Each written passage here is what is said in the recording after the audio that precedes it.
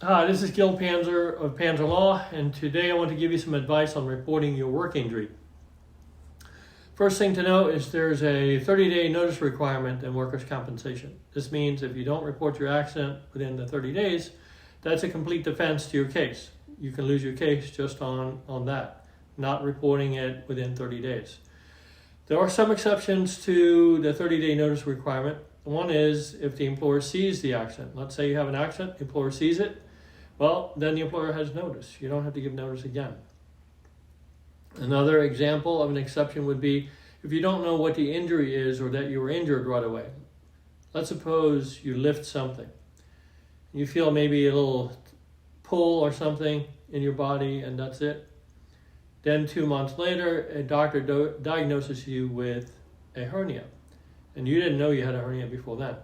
You have an additional 30 days from that point when you found out about the injury to report your accident. It's important to report it right away though. If you wait for weeks, guess what happens? Your employer gets suspicious. Why did you wait so long? You're waiting until weeks after to report your injury? Why? Why didn't you report it right away? Maybe you did it at home. Maybe you did it somewhere else. Create suspicion. The same is true with a judge. The judge is not going to know what actually happened. You're saying it happened, you reported weeks after, and maybe you did it at work, maybe you didn't. It creates suspicion. So don't wait, report it right away when it happens. That's the best way. Also, report it in writing. If you report it by text or email, that way it's in writing and there can be no dispute. Your employee can't say, well, you never reported it, either because they forgot or because they lied.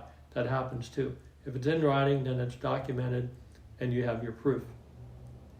If you are unable to report it in writing, then try to bring witnesses, maybe co-workers you trust or friends or someone that can be your witness in case the employer says you never reported it.